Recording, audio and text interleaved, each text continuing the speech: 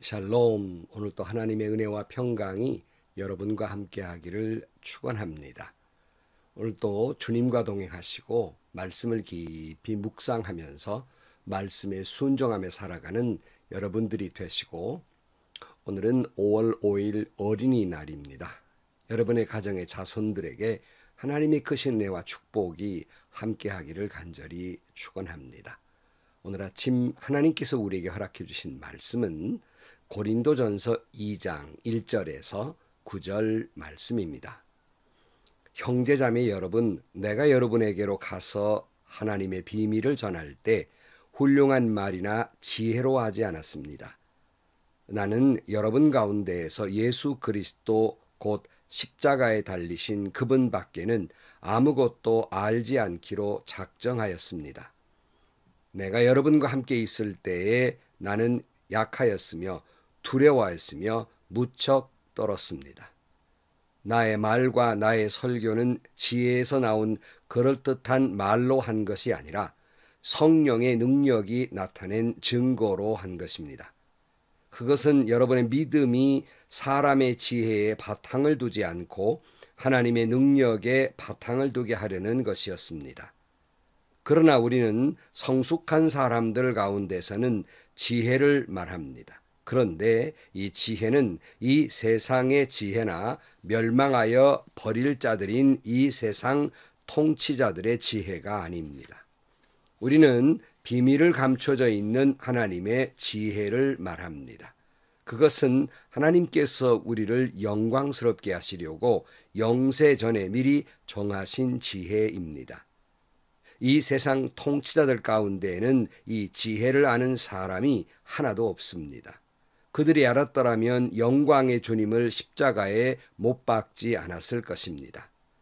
그러나 성경에 기록된 바 눈으로 보지 못하고 귀로 듣지 못한 것들, 사람의 마음에 떠오르지 않는 것들을 하나님께서는 자기를 사랑하는 사람들에게 마련해 주셨다 한 것과 같습니다.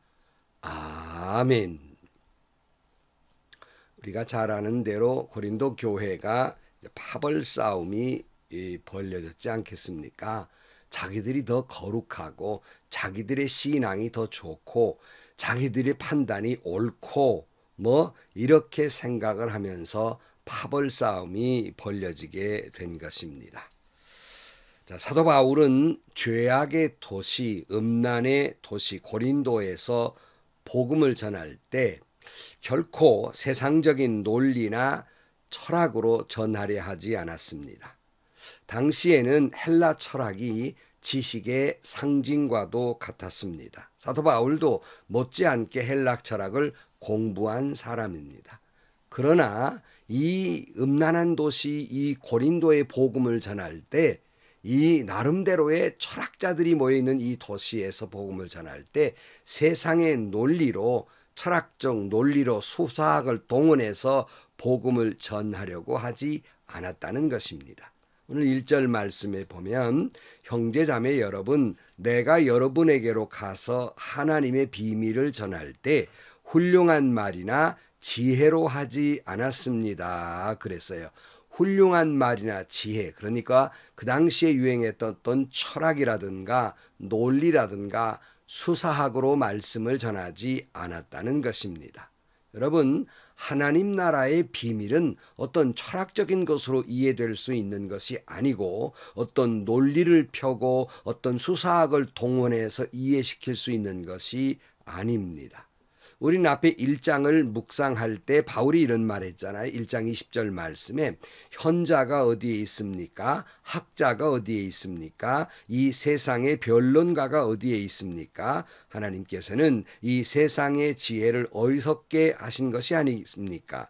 이 세상은 그 지혜로 하나님을 알지 못하였습니다. 하나님의 지혜가 그렇게 되도록 한 것입니다. 하나님께서는 어리석게 들리는 설교를 통하여 믿는 사람들을 구원하시기를 기뻐하신 것입니다. 유대 사람은 기적을 요구하고 그리스 사람은 지혜를 찾으나 우리는 십자가에 달리신 그리스도를 전합니다. 이렇게 말씀하고 있죠. 여러분, 예수는 세상의 학문이나 어떤 변론이나 어떤 세상의 지혜로 알 수 있는 것이 아닙니다. 이걸 또 알고 싶다고 유대인들은 기적을 보여달라 그러고, 또 그리스 사람들은 어떤 철학적인 논리로 증명해 보라고 하지만, 바울은 오직 십자가에 달리신 예수만 전할 따름이라 그랬고, 실제적으로 사도들이 당시 초대교회에 설교를 할 때의 핵심된 메시지는 예수님 십자가에 달려 죽으시고 부활하셨다, 다시 오실 것이다, 이 메시지가 중심이었습니다. 오늘 본문에서도 2절 말씀에 나는 여러분 가운데에서 예수 그리스도 곧 십자가에 달리신 그분밖에는 아무것도 알지 않기로 작정하였습니다. 이렇게 말씀해요. 그러니까 바울이 세상 사람들은 그걸 어리석게 볼지 모르지만 나는 바로 그 십자가에 달리신 예수밖에는 아무것도 알지 않기로 작정했습니다.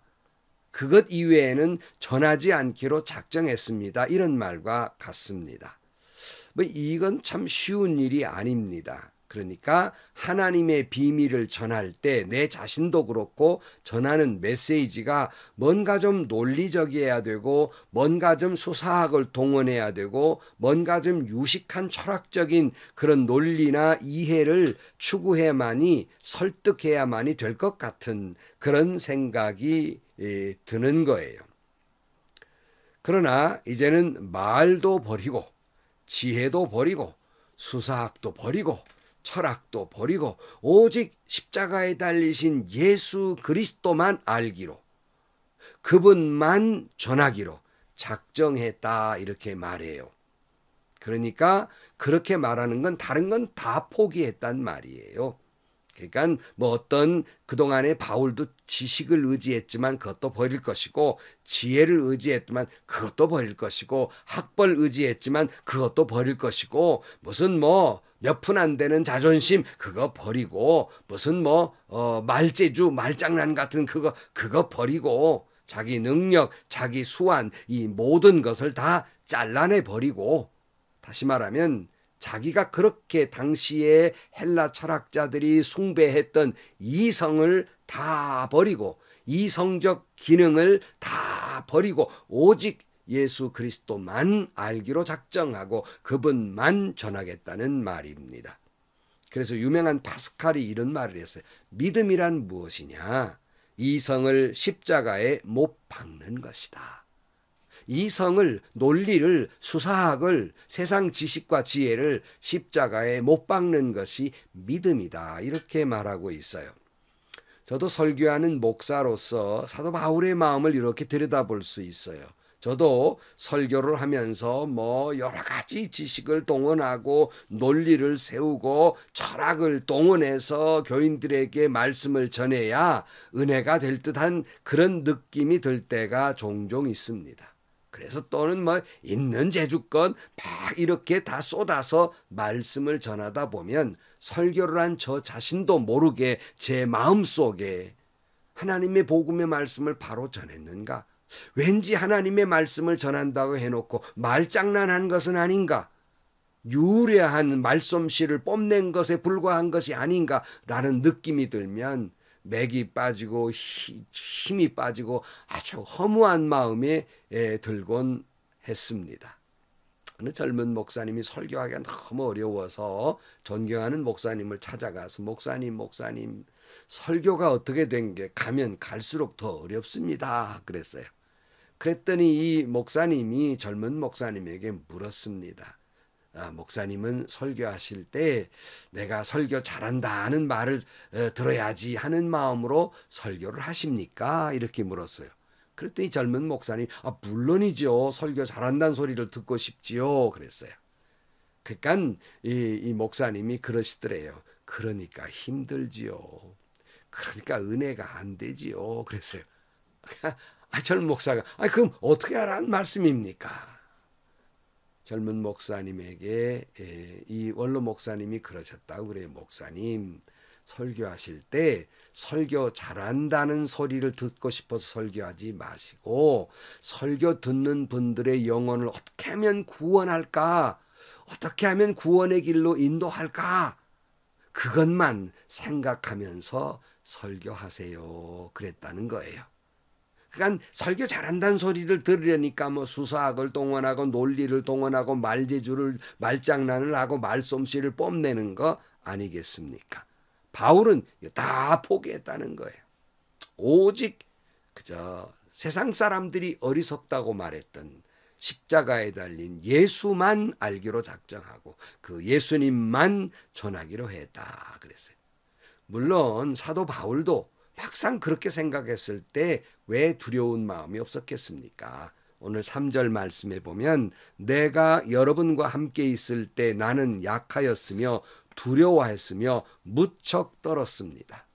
바울이 늘 이 음란의 도시 그리고 철학적 논리가 횡행하는 도시 속에서 그 십자가에 달린 예수를 전한다고 하는 것이 논리의 이치의 세상적인 판단에 맞지 않아요. 이거 어리석은 일이에요. 그걸 뻔히 알거든요. 사도 바울도 공부한 사람이기 때문에. 그래 두려운 마음이 들었지만 당시에 이성만이 최고의 가치라고 여겨졌던 당시의 분위기 속에서 지성만을 추구했던 사람들에게 십자가에 달린 예수를 전한다고 하는 것이 괜히 떨리죠. 내가 이렇게 말한다고 이 사람들이 뭐 믿으리라 할까? 내가 이렇게 예수 십자가만 말해 논리적이지도 않고 뭐 과학적이지도 않고 뭐 수사학을 동원하지 않으면서 예수 십자가만 말한다고 이 사람들이 뭐 예수님 영접할까? 내 말에 은혜나 받을까? 혹시 이 사람들이 그 배웠다는 바울 왜 당신에 그렇게 무식한 말만 하시오? 하고 나를 비웃거나 또는 지성인답지 못하다고 그렇게 하지 않을까? 이 온갖 생각이 마음에 다 들었으리라고 생각해요. 그때 사도 바울은 오직 성령의 능력만 의지하여 십자가에 달리신 예수님을 알고 그를 전했다는 거예요. 자기가 가지고 있는 지식과 종교적인 우월성과 학식을 다 버리고 그것 동원해봐야 복음이 제대로 전해지지 않는다는 걸 알고 있었기 때문에 예수만 알고 예수만 전하겠다 그런 말을 하고 있는 겁니다. 그래서 4절 말씀에 보면 나의 말과 나의 설교는 지혜에서 나온 그럴듯한 말로 한 것이 아니라 성령의 능력이 나타낸 증거로 한 것입니다. 이렇게 말해요. 세상의 지혜나 어떤 세상의 철학적 논리나 유려한 말솜씨로 전한 것이 아니라 성령의 능력으로 전한다. 이렇게 말하고 있습니다. 바울은 이미 믿음이라고 하는 것이 그렇게 뭐 지식을 동원한다 그래서 유려한 말솜씨 웅변적인 말 한다 그래서 믿어지는 것이 아니라 오직 성령의 은혜로 하나님의 지혜가 하나님 나라의 비밀이 임해가 되고 그 믿음이 생긴다는 걸 너무나 잘 알고 있었어요. 그래서 5절 말씀에 보면 그것은 여러분의 믿음이 사람의 지혜의 바탕을 두지 않고 하나님의 능력의 바탕을 두게 하려는 것입니다. 그랬어요. 그렇다면 여러분에게 묻고 싶은 말이 있습니다. 여러분의 믿음의 바탕은 무엇에 두고 있습니까? 세상적인 지식이나 인간 이성으로 판단해서 예수가 믿을만해서 믿고 있는 겁니까? 어떤 논리적으로 보니까 그래야만 한다고 생각을 해서 예수를 믿는 겁니까? 그런 인간적 이성이나 세상적 지식에 의지하여 믿음을 가지려는 사람은 아무것도 깨달을 수도 없고 깊은 믿음에 들어갈 수도 없습니다. 그런 사람에게 믿음이 있다면 대단히 피상적이죠. 수박 거달기로 조금 그냥 흉내만 내는 믿음일 뿐인 것입니다. 바울은 사람의 그럴듯한 말로 복음을 전하려 하지 않았습니다. 오직 십자가에 성령의 능력을 힘입어서 복음을 전하게 됩니다. 여러분, 세상의 지식이나 지혜나 철학이나 수사학이나 논리로 알 수 없는 것이 하나님 나라의 비밀이며 복음이며 하나님의 지혜입니다. 7절 말씀에 보면 우리는 비밀로 감추어져 있는 하나님의 지혜를 말합니다. 그것은 하나님께서 우리를 영광스럽게 하시려고 영세전에 미리 정하신 지혜입니다. 이렇게 말씀하고 있습니다. 다시 말씀드립니다. 하나님 나라의 비밀, 하나님 나라의 지혜, 복음, 이것은 오직 성령의 능력으로만 증거될 뿐입니다. 내가 가지고 있는 어떠한 학식도 철학도 논리도 결코 하나님의 말씀을, 지혜를, 하나님 나라의 비밀과 복음을 이해할 수 없습니다. 오직 성령의 능력으로만 깨달을 수 있는 것입니다. 다시 말씀드립니다. 하나님 나라의 말씀, 하나님 나라의 비밀 복음은, 하나님의 지혜는 세상의 철학이나 지식이나 지혜로 알 수 없을 뿐만 아니라 뭐 남는 게 뭐 있어요? 세상에 어떤 권력으로나 어떤 물질적 힘, 파워로 알 수 있는 게 아니다 하는 거예요. 8절 말씀, 이 세상 통치자들 가운데에는 이 지혜를 아는 사람이 하나도 없습니다. 그들이 알았더라면 영광의 주님을 십자가에 못 박지 않았을 것입니다. 이렇게 말합니다. 그러나 여러분, 하나님은 그를 사랑하는 자에게만 하나님 나라의 복음, 비밀, 지혜를 전하려고 하셨습니다. 9절 말씀에 보면 그러나 성경에 기록된 바 눈으로 보지 못하고 귀로 듣지 못하는 것들, 사람의 마음에 떠오르지 않은 것들을 하나님께서는 자기를 사랑하는 사람에게 마련해 주셨다 한 것과 같습니다. 이렇게 말씀하고 있습니다. 여러분, 우리가 하나님의 말씀을 깨달아 하나님의 말씀대로 살 수 있는 능력은 내게로부터 나오는 것이 아니라 성령의 은혜로 그 능력이 주어지는 것입니다. 성령의 은혜가 아니면, 성령의 능력이 아니면 하나님의 말씀을 깨닫지도 못하고 하나님의 말씀을 알지도 못하며 하나님의 말씀에 순종하지도 못하고 하나님의 말씀대로 살아갈 수도 없는 거예요. 그러므로 저와 여러분이 하나님의 말씀을 깨닫고 순종하고 그 말씀대로 살아간다는 것은 성령의 은혜이지, 여러분의 이성이나 지성이나 여러분의 어떤 인격이 여러분을 그리로 이끌어가고 있지 않다는 것입니다. 사랑하는 성도 여러분, 어떤 책에 보니까 이런 말이 있더라고요. 현대 교회의 가장 큰 문제는 십자가가 없는 교회, 십자가가 없는 신앙, 십자가가 없는 신앙에 문제가 있다. 십자가 없는 교회에 있어요. 간판이 없다는 것이 아니라 그 교회의 핵심 속에, 기본 정신 속에 십자가 없는 교회, 늘 제가 그랬잖아요. 예수 없는 교회 많다고요. 이 바로 십자가가 없는 교회예요.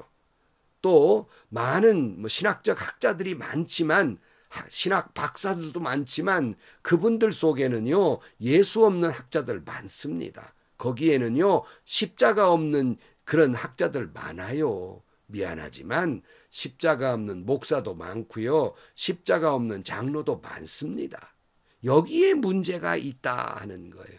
그러니까 신앙이 온통 복주시옵소서 하고 기복적 신앙에 빠져 있고 기적이나 이적을 추구하고 신비주의에 빠져버리고 막상 십자가에 대한 건 없는 거예요. 십자가 없는 신앙, 십자가 없는 교회가 늘어나기 때문에 교회가 힘이 없어지는 거예요. 바울처럼 오직 십자가를 붙들어야만이 교회는 능력이요 파워며 놀라운 역사가 일어나는 것입니다. 여러분, 십자가 없이 내 지식이나 내 무슨 철학적 논리를 가지고 신앙생활을 하려고 하는 건 대단히 어렵습니다. 그건 참 어리석은 일이고 그 신앙은 약해질 수밖에 없어요. 오직 십자가만 의지할 때 그 신앙은 강하게 되는 겁니다. 오직 마음의 중심에 예수 십자가를 둘 때 그 신앙은 강하게 되는 거예요. 근데 십자가를 슬그머니 밀어놓고 어떤 논리적으로나 이성적 판단으로 성경을 보고 이해하고 말씀을 듣고 순종하려고 하는 것, 그건 맥없는, 매갈이 없는 신앙일 수밖에 없는 겁니다.